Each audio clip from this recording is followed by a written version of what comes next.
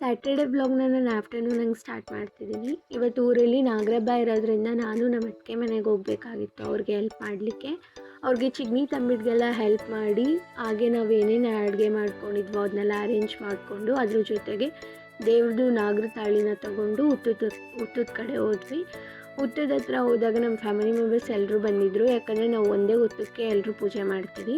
ನಾವು ತಂದಿರೋ ಐಟಮ್ಸ್ನ ಬಾಳೆ ಎಲೆ ಮೇಲಿಟ್ಟು ಹಾಗೆ ಹುತ್ತಕ್ಕೆ ಹಾಲು ಮತ್ತು ಬೆಣ್ಣೆ ಎಲ್ಲ ಹಾಕಿ ಪೂಜೆ ಮಾಡ್ತೀವಿ. ಪೂಜೆ ಎಲ್ಲ ಮಾಡಾದ್ಮೇಲೆ ಕೈಗೆ ಎಲ್ಲರೂ ಅರ್ಶಿಣದ ದಾರಾನ ಕಟ್ಕೊಂಡು ಅಲ್ಲೇ ಸ್ವಲ್ಪ ದೂರದಲ್ಲೇ ಕುತ್ಕೊಂಡು ಎಲ್ಲರೂ ಮನೆಯಿಂದ ಮಾಡ್ಕೊಂಬಂದಿರೋ ಪ್ರಸಾದನ ಎಲ್ಲರೂ ಒಟ್ಟಿಗೆ ಊಟ ಮಾಡ್ತೀವಿ.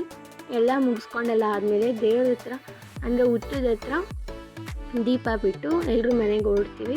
ನಾನು ನಮ್ಮ ಅತ್ತಿಗೆ ಮನೆಗೆ ಹೋಗಿದ್ದೆ. ಇವತ್ತು ಅವ್ರ ಮನೇಲಿ ಅಡುಗೆ ಮಾಡಿರೋದ್ರಿಂದ ನಾನು ಅವ್ರ ಮನೆಗೆ ಹೋಗಿದ್ದೆ ಊಟಕ್ಕೆ.